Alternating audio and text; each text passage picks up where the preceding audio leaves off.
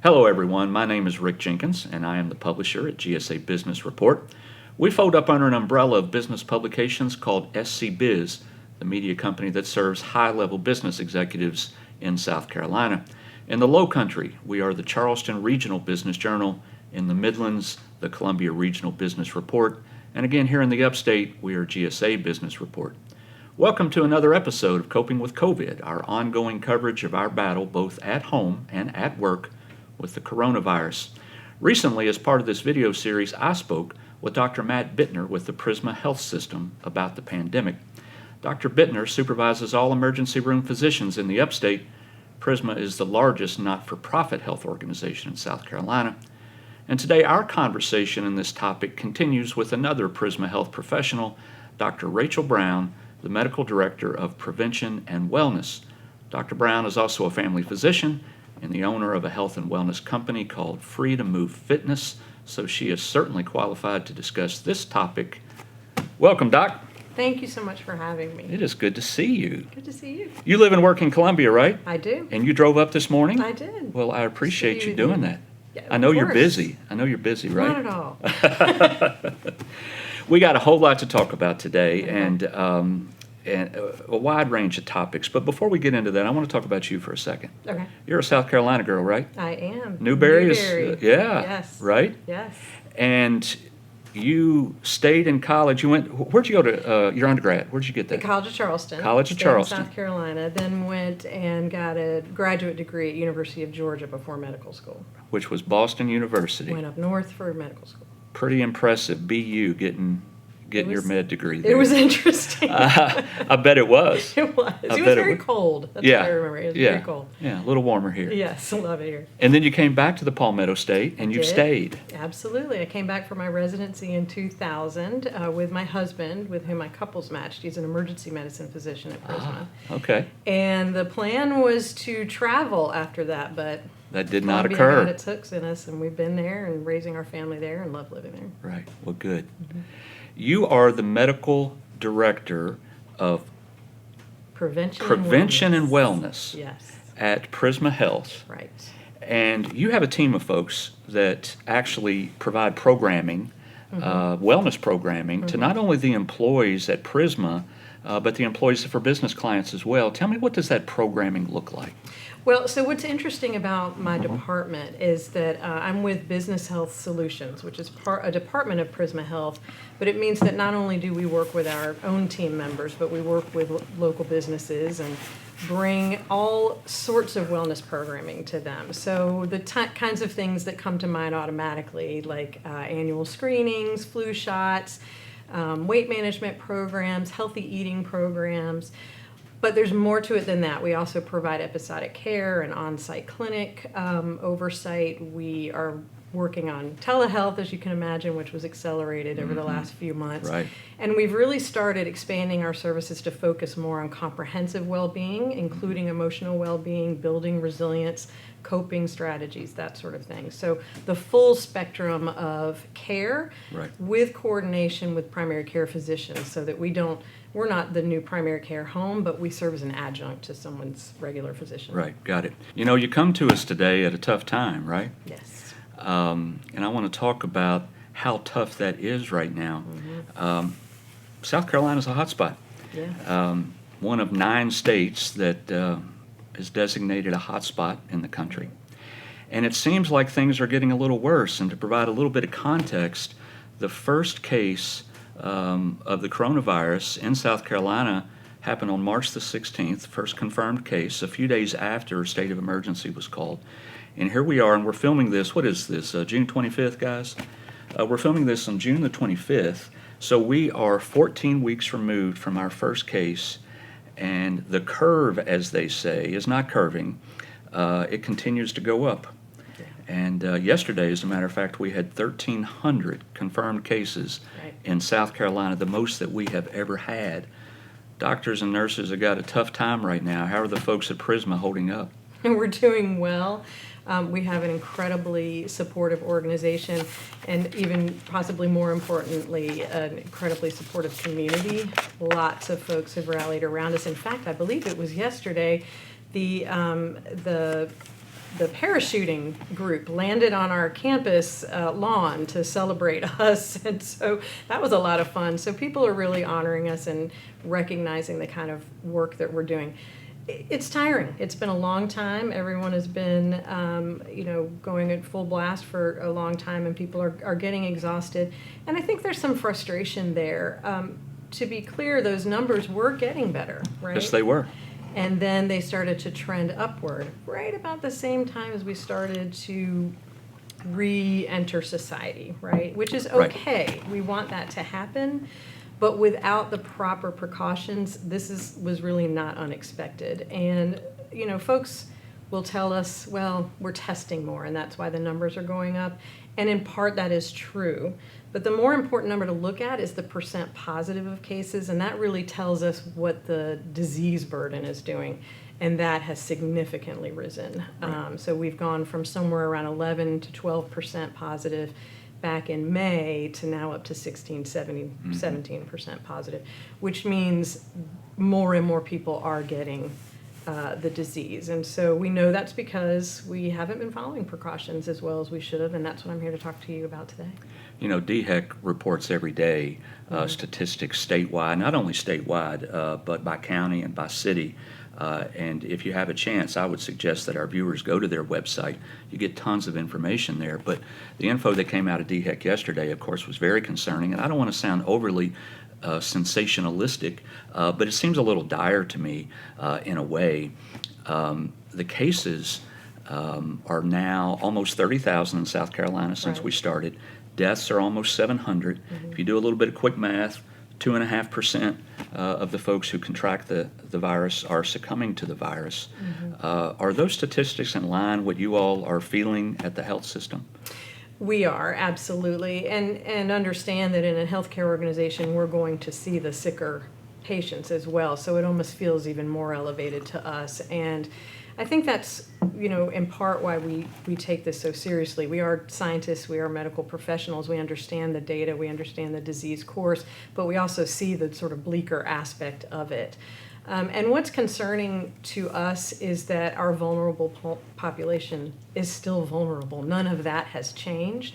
So while we were feeling comfortable that our numbers were starting to trend downwards and we could begin to get back to life as normal, or as before, those folks are still at very, very high risk. And then, of course, we also see the outliers, the people who you wouldn't suspect who are at high risk, who become very, very sick. So we take this very seriously, and we hope to spread that message to our community without scaring them, but just knowing that there are ways to handle this, and we just need to follow those precautions. That's right. Again, DHEC yesterday, DHEC, the Department of Health and Environmental Control, reported that yesterday was the most hospitalizations in one day that we've had since this whole thing started. I remember when this became, started trending upward, and this became such a hot topic, and we're talking again late March, early April, when every night on the news, if you all were watching, you probably saw doctors and nurses on the front line, and they were tired and they were worn out. This was 3 months ago. And now we've got more hospitalizations in one day than ever. You've already touched on it a little bit, but how are they holding up, and how do you make sure that they're not overworked? That's a great question. Well, first of all, let's just go ahead and say that in healthcare we're all overworked. We were overworked before March. Fair point. I can tell you that. Fair point. We work very hard, and the folks that go into healthcare are highly dedicated people. And part of my job as a resilience expert is convincing them that taking care of themselves is just as important as taking care of everyone else, and we can talk about that a little later. But one thing that I can say is that we are in a very different place now than we were in March. So while, yes, the numbers are going up, and yes, we're extremely busy, we're moving from an acute crisis response to a long-term planning response, right? So we had all hoped in March, well, what do we need to do to respond to this crisis and get through this in the next couple of months until it settles down? Now we understand we need to be looking at it more as in terms of long-term solutions and standing up more sustainable initiatives. And that's also the kinds of things that I recommend to businesses too when they're thinking about how they're going to return to work.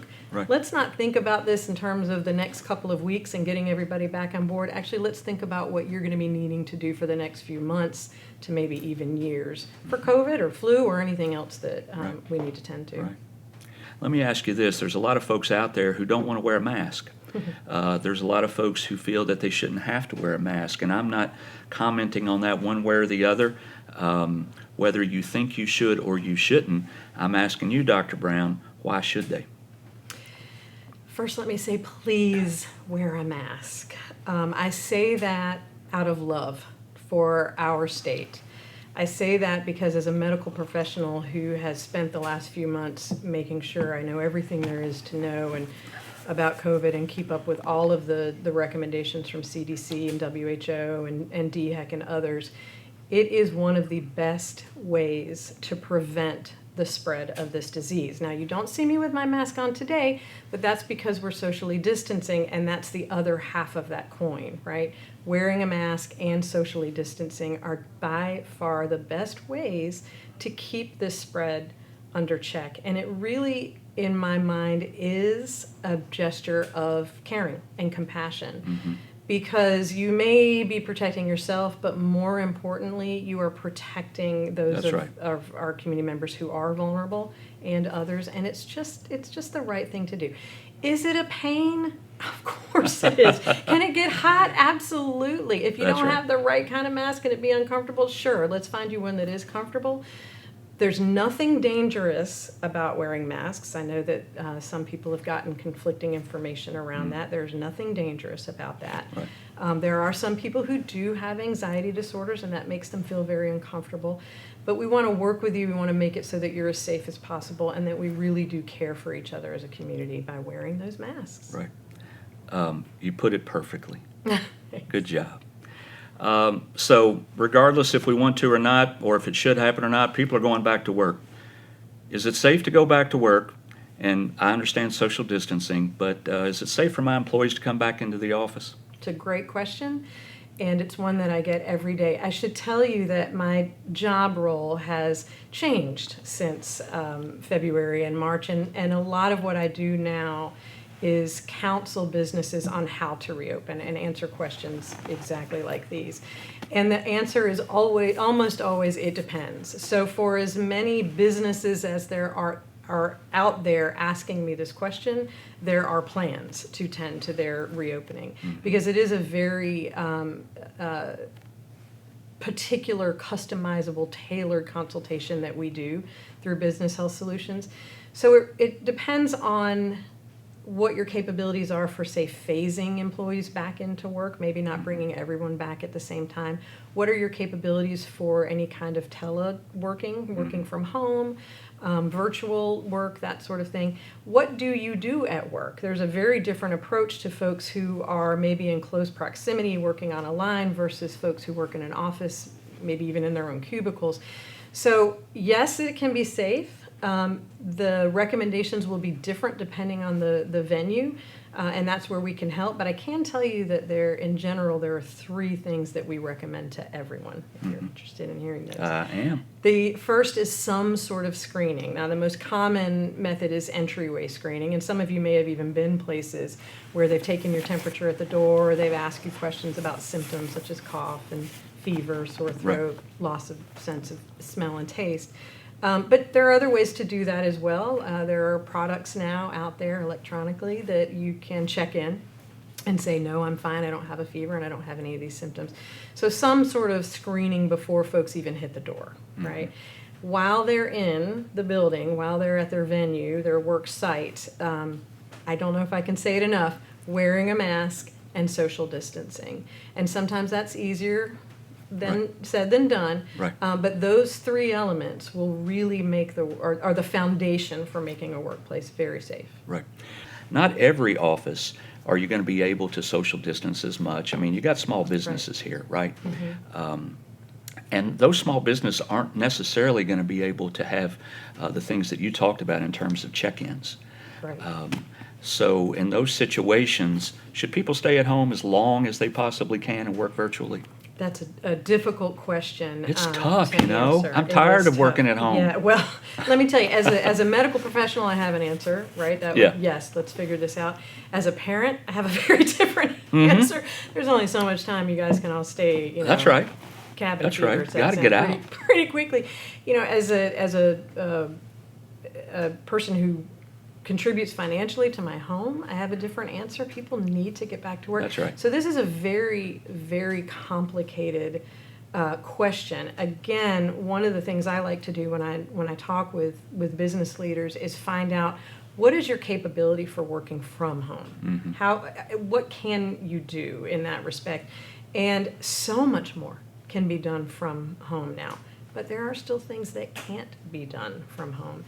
And I feel that there are ways, even if social distancing is a challenge, for instance, folks working on a line, even if wearing masks can be uncomfortable in hot areas, that sort of thing, we can figure this out for you. We can figure out a way to make it so that you can get back to business, folks can start to earn a living, but we can still be safe at the same time. I agree. I think it's called respect for others. It's called using logic and being smart. Right. One of the things I miss is going to a restaurant. I haven't been to a restaurant in a long time, and I want to go to a restaurant and I want to sit down and have a nice meal. Can I do that?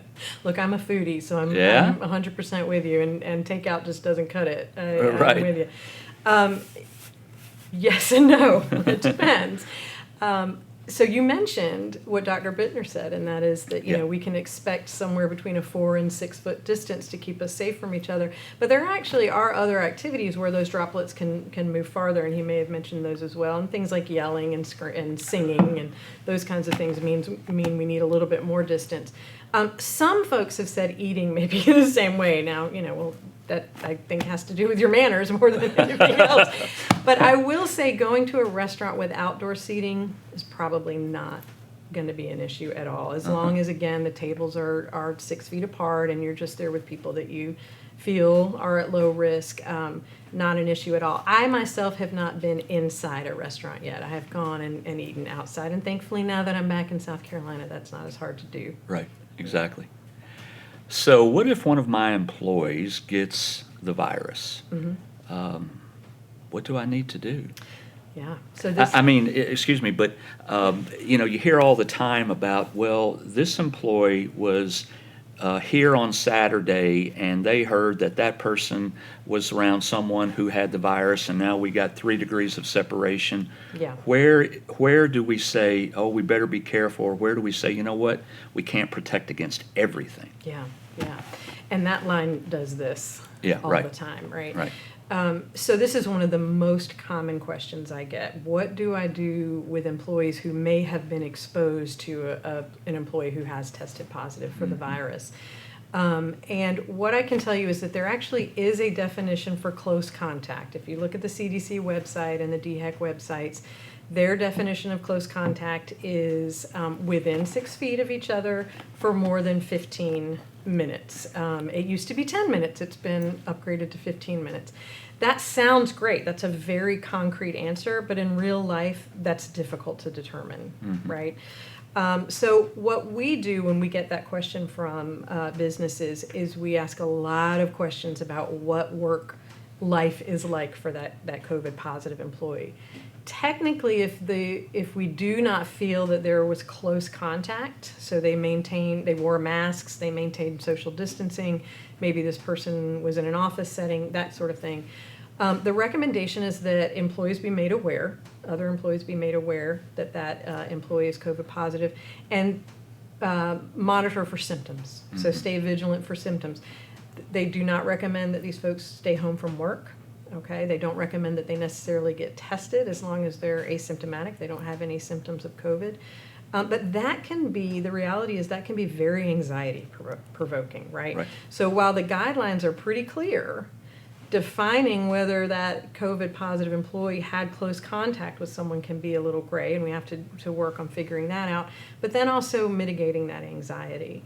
And so we work with businesses to help them know who should be tested and who should not be tested, who should be sent home and not sent home, Right. and can tease those nuances out. But in general, if you've been practicing precautions, you do not have to send employees home who, if you have a COVID positive employee, you just ask them to monitor for symptoms.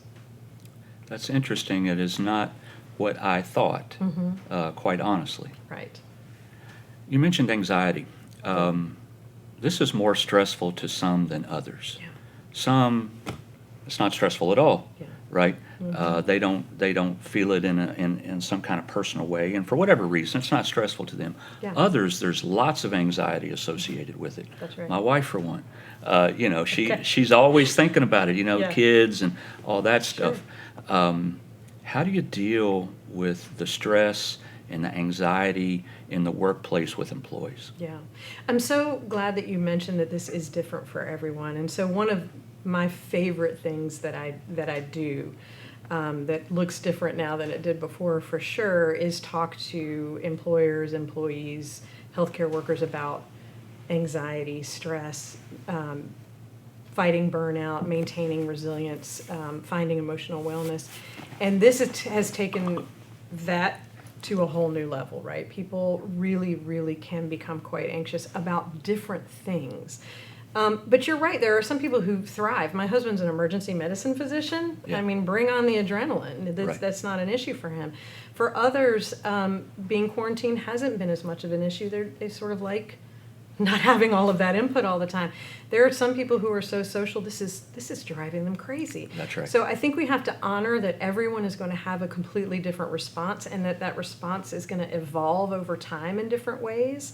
Some may be having financial stressors that are now getting worse.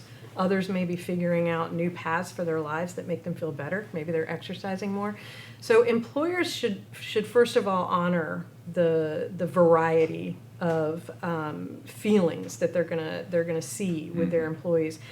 But I encourage them to talk about it. I encourage them to allow the employees to have some sort of forum, even a virtual Zoom call where they just kind of debrief and share stories and say, gosh, this is really hard on me. I don't know how to homeschool my children. Or, you know what, I'm kind of enjoying the fact that I have time to work out now. But share all of that and honor that and let people talk about it, because if we just decide we're going to go back to business as usual, there's a lot of baggage that people need to unpack right now. And That's right. giving them the space to do that is an important element now of workforce wellness. That's right. You mentioned a Zoom call. My gosh, I am really tired of Zoom, folks. I Yeah. really am. But all of this has pushed telehealth to front and center in the healthcare industry. How are you all at Prisma Health doing telehealth, and how has that risen in terms of its, I guess, popularity with how to do business? Great question, because before March, the Business Health Solutions Department was already looking at using telehealth as a way to reach more businesses, to provide access to care for more businesses, because not every business can or needs an on-site clinic like the type that we set up. And we were really excited about that, but there was a lot of reticence, right? Well, no, I want to speak to someone in person. Right. We're not seeing that anymore, because we've all been indoctrinated by fire to online visits, where we fill in our information and get an email back, telephonic visits, video visits. Many of our primary care all of our primary care physicians are now doing video visits. We are providing video visits. And so people are much more comfortable, and they've realized how incredibly convenient it can be. That's right. Now, as a physician, there are many times I would much rather be sitting in course. front of someone and be able to listen and lay hands on and talk with somebody. And we're mitigating that. And so for our low-risk situations, we definitely want to see people in person. But it accelerated our efforts in terms of expanding access like no other, because now, in general, more than just our young people are willing to do these kinds of visits. Exactly. Yeah. So sticking with telehealth just for a second, I would imagine that is one of the positive things that might come out of this whole pandemic, is that when all is said and done, people will be comfortable doing business that way as a patient. That's not to say that we're not going to want to go to a doctor from time to time, but is this something you think that from a business perspective will be a positive outcome of what we've been through? Absolutely. Now that folks are comfortable with the medium, it definitely will increase access and it increase efficiency. So if you're a business that wanted to have care Right. available to your employees on site, this is a way to do it. Right. It's cost effective, and it really helps the entire healthcare system. If you think about it, over the last few months, one thing we have seen is that those telehealth visit numbers have gone up. The emergency room visits have been appropriate, right? So we've got people in the emergency room who need to be in the emergency room, and people who don't need to be in the emergency room feel like they now have the access that they maybe didn't have before. I've been to the Prisma Health website several times, and you all are doing a great job there Thanks. of keeping tons of information on your website. Talk about that website a little and where folks who are interested in getting information can go. It's a fantastic site. It's very easy to navigate, but has everything you'd want to know on it. It does. So you go to prismahealth.org/coronavirus. If you're an employer, there's an area you can click. This is for employers, and it will go through a lot of the questions that we've talked about today and others that have been frequently asked of us, as well as give you information on how to reach out to me and schedule a consultative appointment with me or my team. The other nice thing about that webpage is it's for employees too and community members too. So you don't have to be an employer if you want this information. Anyone can access it. I'll also mention that we have a publicly facing website, benefitsformyworld.com, and there is a COVID wellness toolkit that we've built. This is near and dear to my heart because wellness is really what I'm about, and there are plenty of tools for individuals, businesses, to folks with COVID to access to help with their wellness. And we've got tips, we've got external resources, we have numbers if you're in crisis for psychological care. So lots to be learned from that page as well. Great information. Doctor, thank you for joining us. Thank you so much for having me. Oh, you're It's been a welcome. This pleasure. was really great. I appreciate you being here. Folks, that concludes another episode of Coping with COVID. If you like this episode, please check out more of them on our YouTube page, and we'll see you next time. Thank you.